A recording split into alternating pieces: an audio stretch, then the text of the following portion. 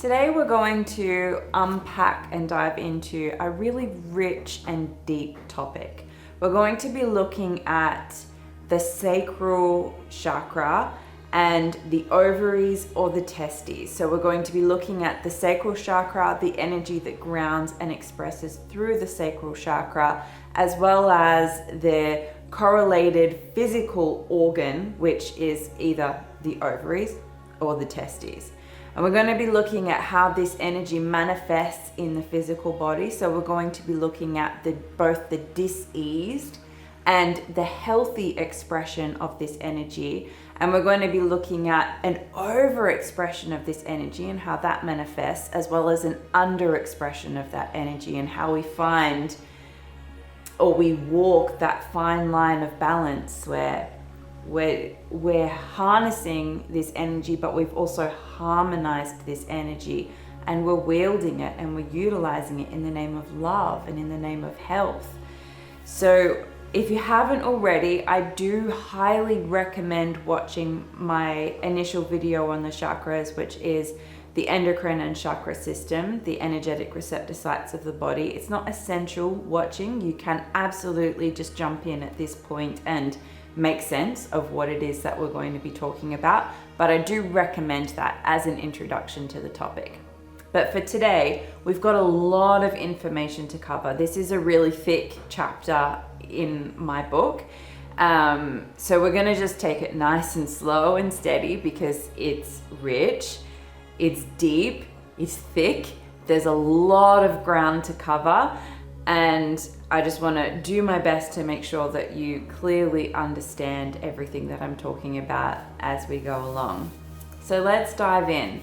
We're going to be reading chapter 19, the sacral chakra and the ovaries or the testes. Here we go. The sacral chakra externalizes as the ovaries or the testes. Associated with the color orange, the sacral chakra is the point at which the life-filled energies of creativity and sensuality pour forth into the body. This center is a source and a point of great illumination and inspiration, the perception and conception of creative life force and form-oriented divine plan. The sacral chakra is deeply associated with the emotional body and acts as a main point of direct communication between the emotional body and the physical body, a site at which emotional energy and interpretation is transformed into hormonal and biological activity and response. A great many people in our humanity are overly focused on the energies of the sacral chakra, either judging this energy or exacerbating it, while some other people simply naturally hold and embody a great amount of this energy. The frequency of this energy radiates from them. These people tend to be extremely emotional with a rampantly sensual and tumultuous experience of and entanglement with life and other people, often highly sexual and artistic by nature. These people tend to be emotionally intense, favoring emotion and the creative exploration of life over logical, rational thought and analysis. They can be quite wild and loose, free and unrestricted, highly responsive and reactive to their environment. There can be a certain childlike innocence and playfulness which comes naturally to these people. Taken to the extreme, those people who exacerbate or place unwarranted emphasis on this energy may be very open sexually, with some even believing that God realization can be attained through the activation and use of the sacral chakra.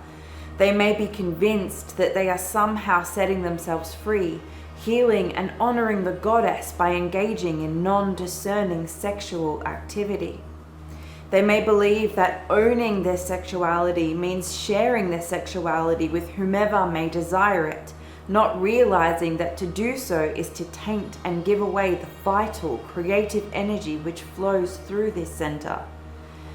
There is a great sadness in my heart to feel how some women in particular so easily allow entry into a space which is intended to be sacred, the literal seat of their immense creative power.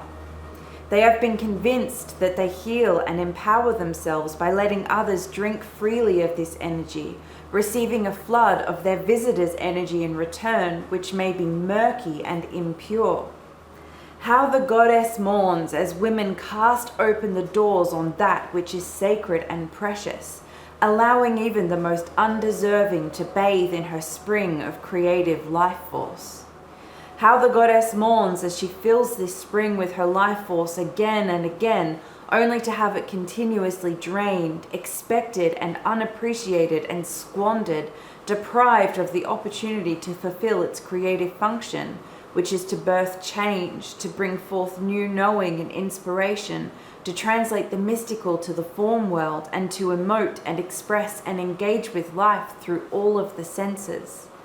How the goddess mourns as, time again, that spring becomes contaminated with the impure energy of those who seek out this place only so that they can cleanse themselves, transferring their uncleanliness to the water of the spring where they need deal with it no more.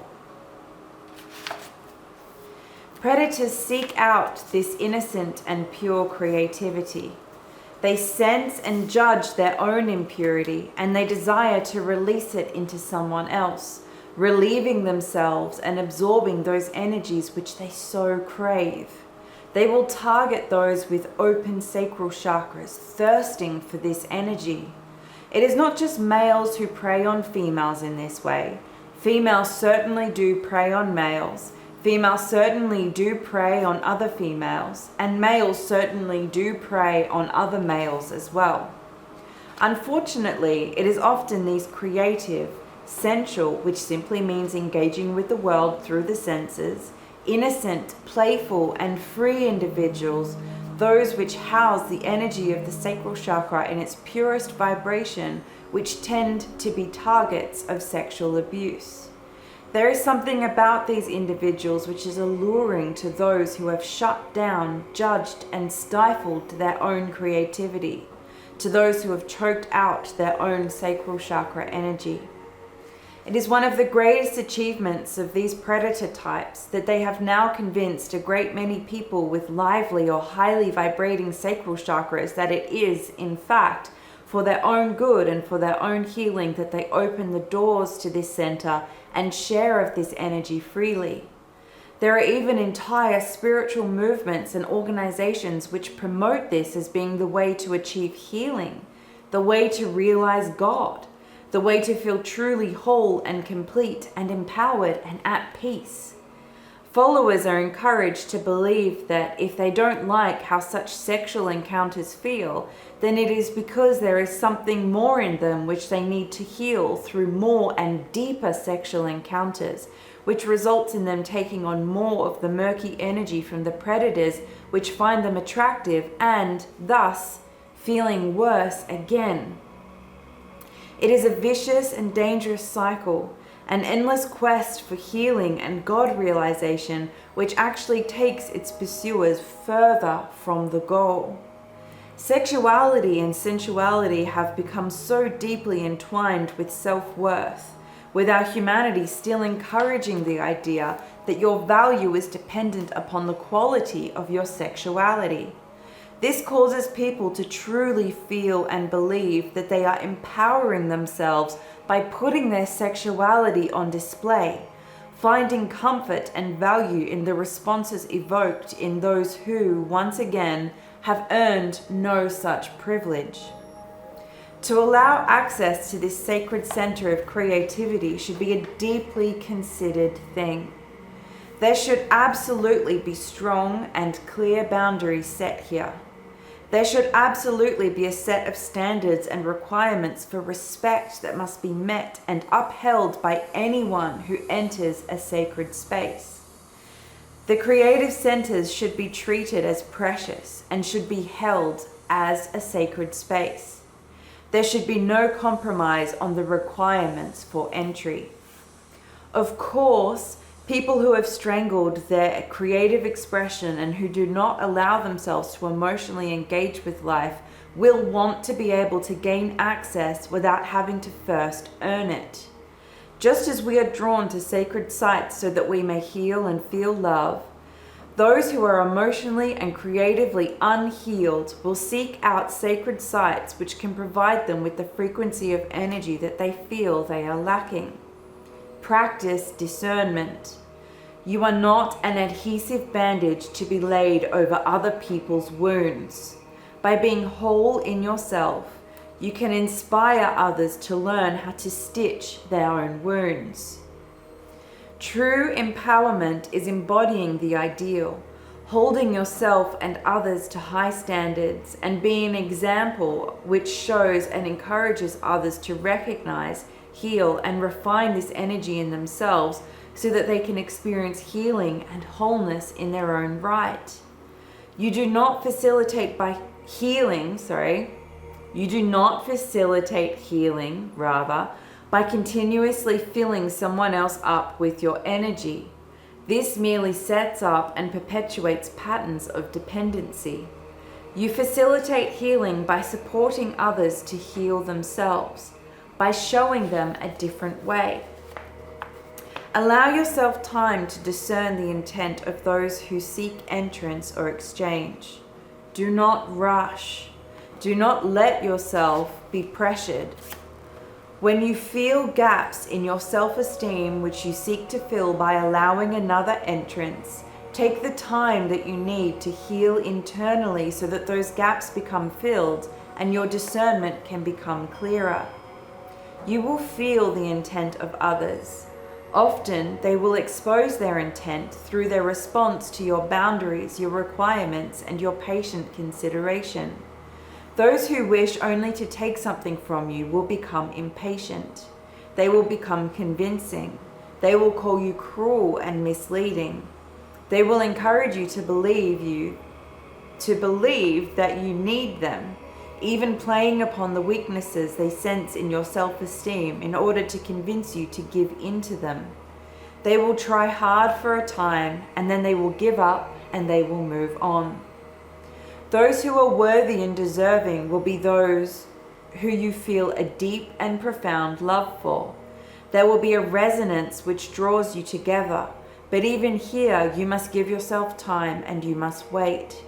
Sometimes this resonance can be the excitability of the negative ego, or a feeling of lust, or a memory of a past life experience you have had together which, although potentially intense, is not actually to be acted out now. It is simply old energy presenting to be harmonized or healed.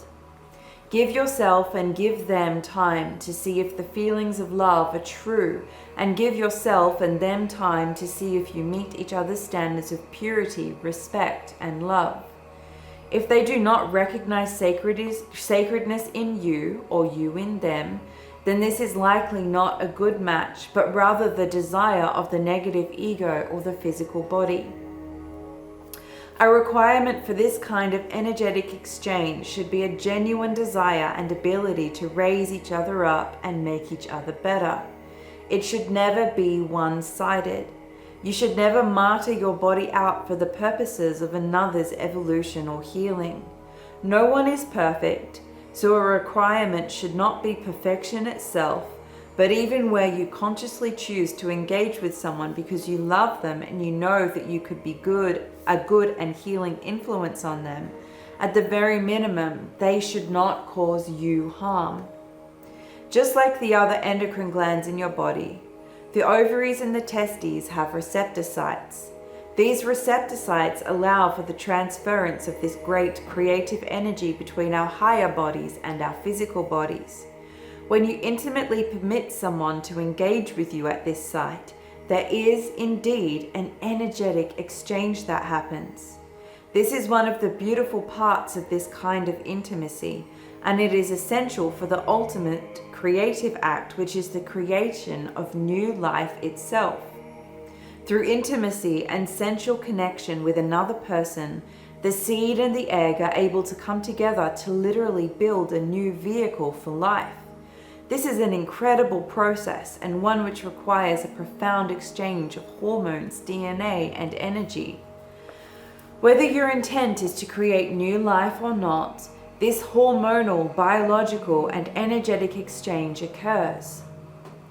No condom is able to prevent the hormone cascades which are triggered in your body and the body of your partner. No condom is able to prevent the transference and the exchange of these hormones. No condom can keep your partner's DNA from entering your body as bodily fluids and skin come into contact with each other. You are interlocked, absorbing and drinking of each other, open to each other physically, emotionally, and energetically. New life is not lovingly created from DNA alone. It requires an enormous influx and exchange of creativity, emotion, and energy, be it positive or negative in nature. No matter how much physical protection you may use, a piece and an imprint of anyone you are intimate with in this way remains with you. A portion, or even just an impression of their DNA now resides in your DNA. In evolutionary terms, this is useful and necessary, allowing for diversity and the proper selection of certain traits and characteristics by the indwelling soul, and even providing relevant and useful information when selecting a mate or a partner. Always ask yourself, would it benefit me to welcome, carry, and incorporate this person's DNA into my own? But not only that, in every such intimate exchange, you open to and receive the energy of the other person. Their energy locks into and acts upon those energetic receptor sites of the ovaries and the testes, the same receptor sites which your own energetic and emotional bodies use to dock in and communicate with your body. If someone is not energetically compatible with you or brings a frequency which is discordant or in conflict with your own frequency, this can indeed cause damage to those receptor sites in the same way that psychedelics and recreational drugs can cause damage. Your receptor sites may become altered and changed so that they can receive and respond to the energy of your intimate partner. And if this change is a drastic enough one, or if it is encouraged by continued and frequent intimacy with your partner, or if it becomes confused due to multiple and changing partners, then your energetic receptor sites may become primed in such a way that your own creative energy is no longer able to freely dock, flow, and be received by you. This is not something to be feared, but it is reason enough to be cautious and deliberate when choosing who you exchange with in such an intimate manner. A partner who deeply loves and cares for you, who recognizes and respects that which is sacred and precious in you, and who seeks to serve and uplift you through the activity of their love, and a partner about whom you feel the same and with whom you experience harmonious energetic resonance, can be deeply healing. Such an exchange can be beautiful and wondrous, and so it should be. It is a playful yet intense way that you can be intimate with someone on every level all at once. It is a way that you can physically express your care and your love for someone, one of many ways, and yet a special way that you can celebrate your love for and with someone. Whilst it is certainly not the path to God realization, and in fact, I would never recommend relying on someone else in this way for your God realization or for your experiences of higher states of love, the love and the energy of someone who truly cares for you can be deeply profound, mystical, enlightening, uplifting, restoring, and just all round pleasant and fun. Be considerate and deliberate when selecting a partner. But if one is found who also seeks a partnership with you which will bring true enlightening enrichment and betterment to each, then allow yourself to love and to be loved. This is one of the many joys and beauties of this physical realm of existence. Be not afraid of your creativity or your sensuality, but do honor and respect it, for it is indeed a great and precious energy. Be not afraid of emotionally engaging with life. With your boundaries in place and with your love guiding you and your heebie-jeebie radar warning you, do not fear your environment. Be discerning, but do not brick yourself in and forget to play. There are a great many joys in life. Use your senses to their fullest and let yourself come back to life. There is a deep and profound enrichment, a kind of feast for the soul which comes from engaging creatively in life. The creativity which seeks to flow through you is the same as the energy which flows through nature. Allow yourself to reconnect with the natural world in this visceral and sense-oriented way. Be not afraid of your emotions.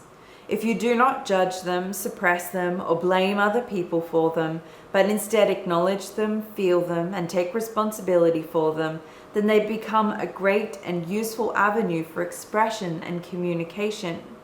Your emotions cannot consume you unless you let them. They will not cause harm unless you choose to release them in such a way that they lash out. Let emotion flow through you, loosening and unlocking the cages you have placed around your creativity and your heart, and come back to life. For a life void of emotion is a life only half lived, or a life lived in black and white. You need not be a slave to your emotions. Let them communicate their message to you, and then consciously decide how you will respond and express yourself. You are not a slave, so you need not fear. Your emotions only seem frightening and out of control because of how you judge them and attempt to suppress them. They are meant to be felt and released in real time, providing moment by moment insight and perspective. Emotions are not intended to be permanent, dragged from one moment to the next, or even integrated as a part of some permanent personality which you define yourself by. Let emotion pass through you as the wind passes through the trees.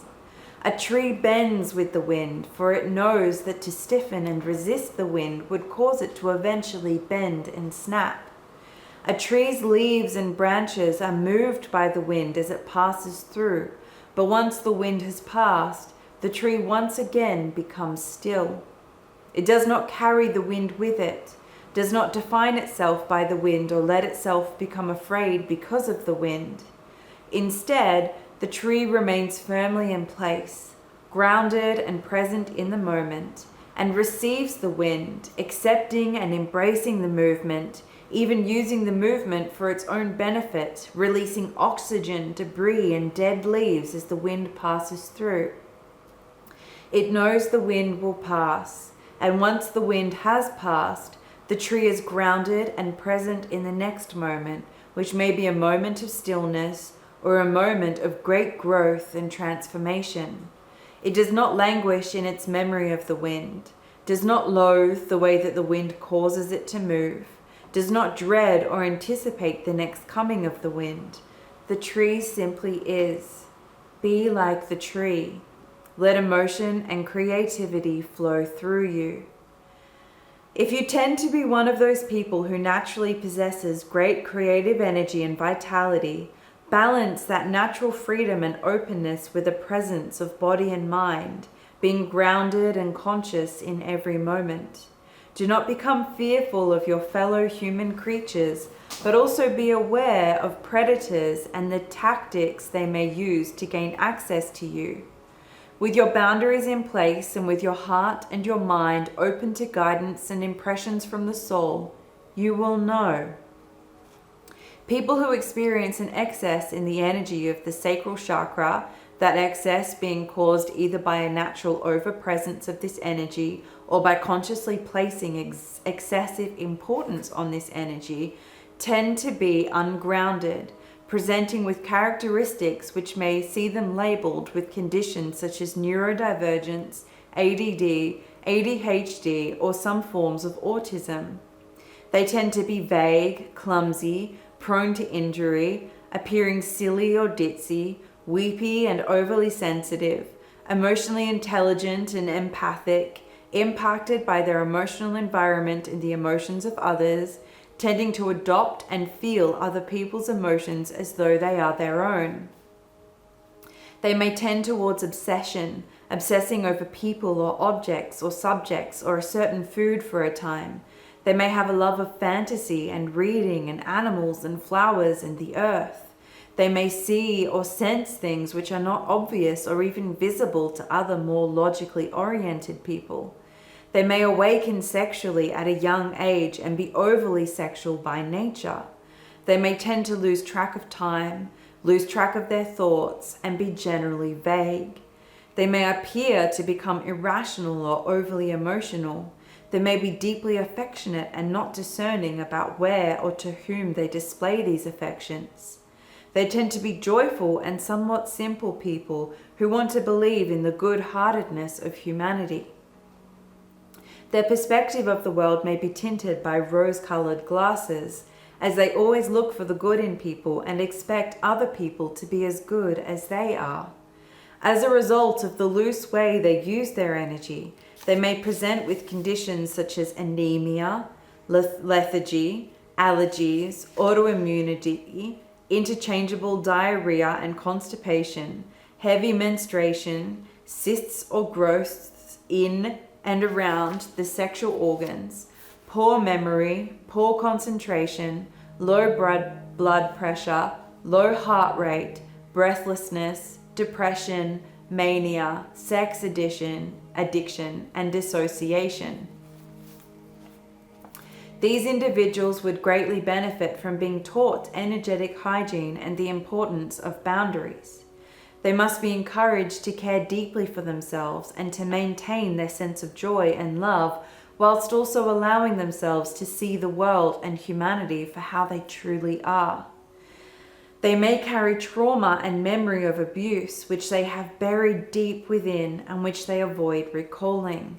If these individuals present with fertility, menstruation, and sexual organ issues, always consider emotional pain as a cause or a contributing factor, as the sexual organs are deeply and directly associated and linked with the emotional body, and this area can be the center at which these emotions are stored and expressed.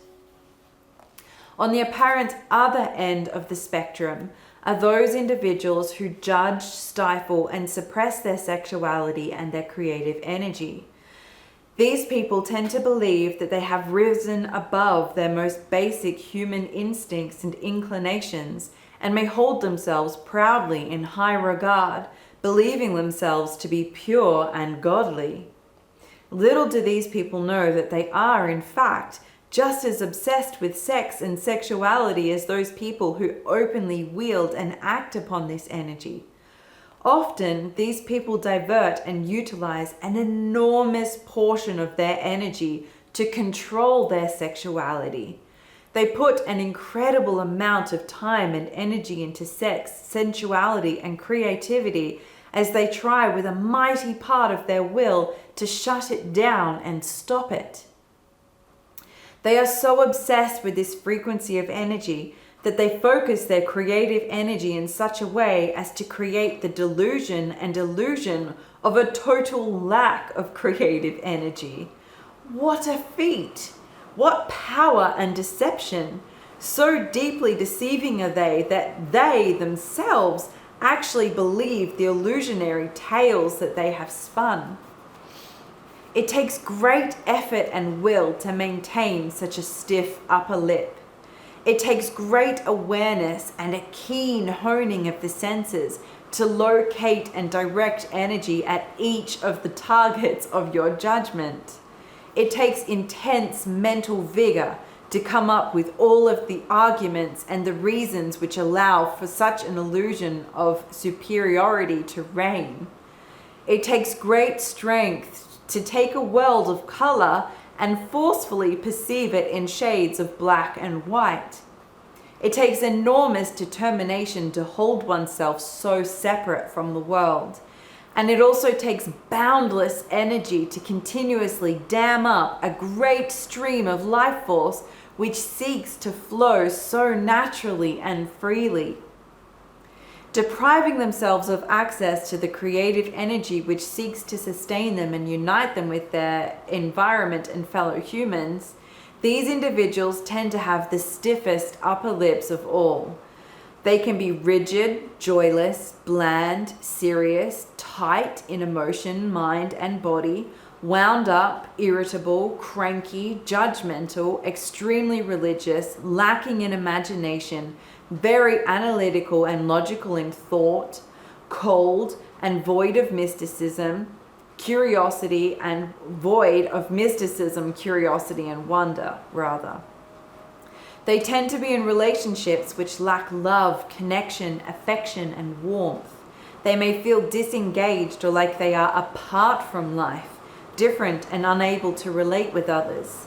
They will have a low opinion of humanity and will always expect and thus receive the worst. They are the classic Pharisee, stiffly and proudly performing. They are the classic Pharisee, stiffly and proudly performing God's good works, not because their hearts are overflowing with love and generosity, but so that everyone can know and comment upon how good and godly they are.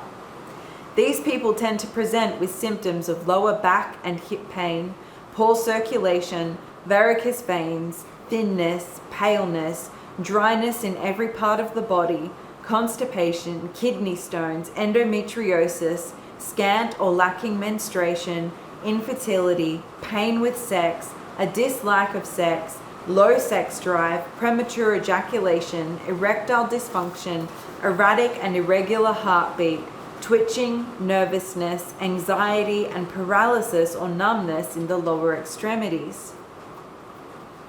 It is often these individuals who become obsessed with sexual orientation and gender identity, whether it be an obsession with judging people based on sexual orientation or gender, or an obsession with their own sexual orientation or gender. Where high vibrational creativity flows purely and freely, there is no need or inclination to obsess over sex, sexuality, or gender, and there is certainly no desire to identify yourself by these things. When you are in flow and direct communication with the truth of who and what you are, the love gives you permission to simply and freely be who you are without unnecessary focus on trivialities. When communications between the various bodies and portions of the self are free and open, then you know yourself to be so much more than just your physical body, and you especially know yourself to be so much more than your sexual preferences or gender. You are life itself. You are love itself. You are timeless.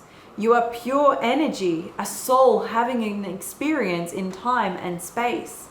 To define yourself by something so trivial as who you are attracted to, or how masculine or feminine or otherwise you feel, appears nonsensical and self-limiting. To do so is to take an understanding of the self which is so multidimensional, timeless, wondrous, expansive, unknowable, and mystical, and strangle it by focusing it through a human construct which is temporary and microscopic. When you're locked into creative flow with life itself, it feels almost criminal to limit the self in this way. In a state of harmony and wholeness, there is no qualm with sexual preference. There is no need to enter into battle with gender, and it does not occur to you to become personally offended when someone refers to you in a way which does not reflect how you feel that day, because you know yourself to be so much more than even the sum of these parts. These things become as significant as the color of your eyes or the length of your hair. To define yourself by such qualities is to minimize and reduce the self to fleeting form-focused phenomena. To individuals in whom creativity and the wondrous connection with life has been stifled, changeable qualities and preferences can indeed appear to be significant and important. To ones who do not know themselves and who do not feel connected and in place, these can become things to obsess over and define the self by, because they provide the individual with some sense of relevance, significance, belonging, uniqueness, and self-esteem. Where the true self has been forgotten, these things can provide the illusion of a self. It can become a way to force meaning and purpose into a life which feels somewhat empty and lacking, an attempt at claiming and taking up a space here. The type of hyperfixation and limited self-definition is This type of hyperfixation and limited self-definition is a sign to go within, to unlock and reconnect with your true creative potential and expand the knowing and the experience of who and what you really are. Cease the activities and beliefs which stifle and limit your true nature and return to nature itself. Perhaps surprisingly, people who judge or suppress the energy of the sacral chakra tend to be the ones with sexual quirks and kinks. Though sexual quirks and kinks can be found in those with very open sacral chakras who have stretched this center or damaged the corresponding receptor sites to such a degree that they are no longer sensitive to energy and so seek more and more extreme sexual expression in order to feel once again. Remember, if you attempt to dam up a powerfully flowing river, then eventually the water must find a way to escape, often creating little side streams before eventually bursting through and destroying the dam wall altogether. These little side streams, which are the result of the judgment and attempted suppression of this energy, can be unusual or unethical, inappropriate sexual attractions, fantasies, obsessions, or interests. In some cases, such individuals are more comfortable entertaining these quirks and kinks than they are with blatant sexuality, and they become an outlet for this pent-up energy.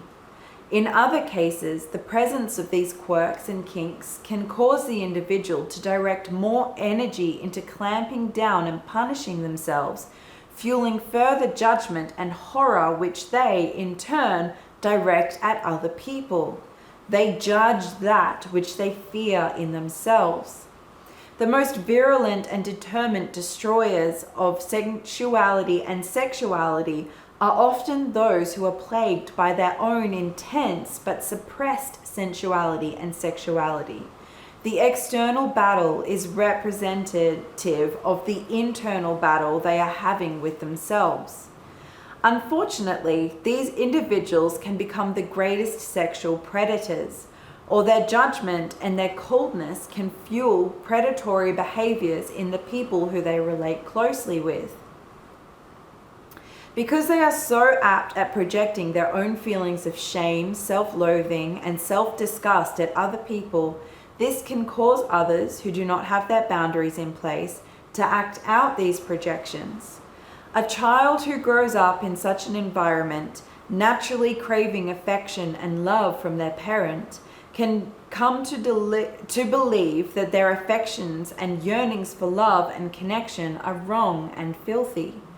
This can cause great harm and confusion in a child, who can then begin to associate normal and innocent human love, or even paternal love, with something which is filthy and wrong. They begin to judge their love and their feelings of affection because of the response that these feelings evoke in their parent. This causes confusion as the child attempts to dam up their flowing stream of love, as well as their flowing stream of sensuality and creativity, with no clear distinctions between the two. Torture, turmoil, pain, self-loathing, and confusion result. With the child's natural requirements for love never being met by the parent, as the child grows, it may seek love elsewhere. But by now the child judges these affections so deeply that they may become acts of cruelty and punishment. These children may grow to become violent or obsessive. They may become pedophiles and commit horrendous crimes against other individuals. Husbands or wives who are deprived of the love of a partner may internalize this coldness and this judgment, and their self-loathing may drive them ashamedly to pornography or infidelity or predatory sexual behavior. If suppressed and judged, this energy can become insidious. It is like life force which has been left to ferment and rot. Anything can spawn in such a light-starved barrel of creative depravity. The body, the emotions, the mind, and the soul end up derelict and festering. Do not subject yourself and others to such torture.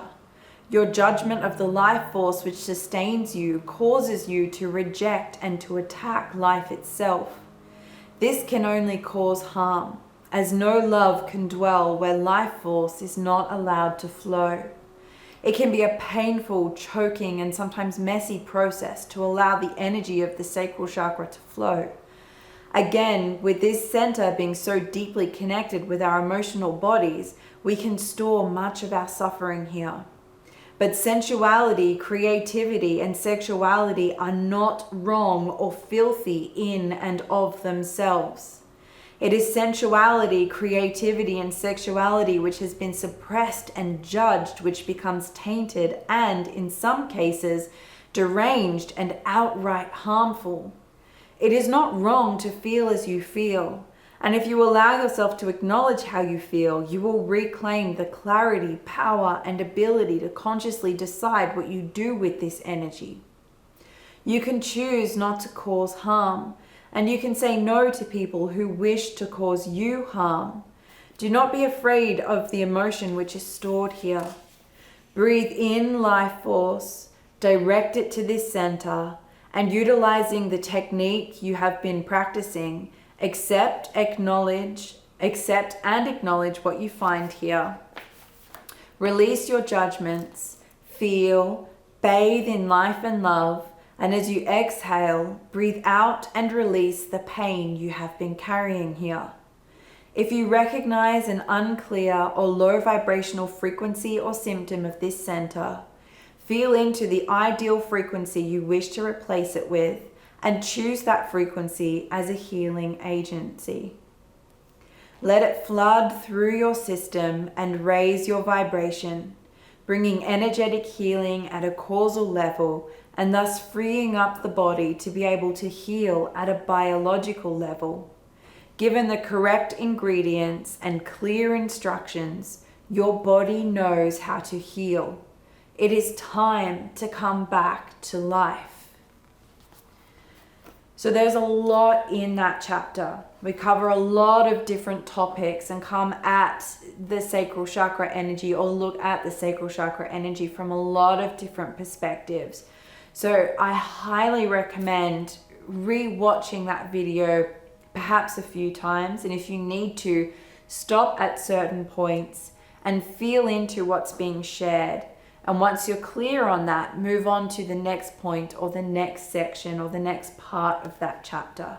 But it really is worth taking a deep dive and having a look at where and how you relate with this energy in yourself, and where and how you relate with, or you perhaps suppress and squander this energy in relationship with other people as well. This is a big topic and a massive point of focus for healing for our humanity.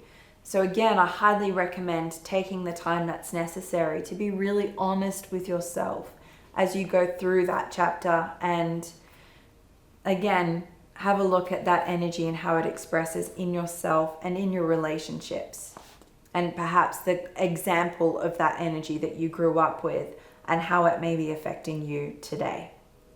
So that's all for that chapter. Our next chapter that we'll explore in our next video will be chapter 20, the solar plexus chakra and the pancreas. And this is another really, really big topic. So I'll give you a week to unpack this topic and then get ready for our next really big topic. But for now, that's all. Thanks for joining me.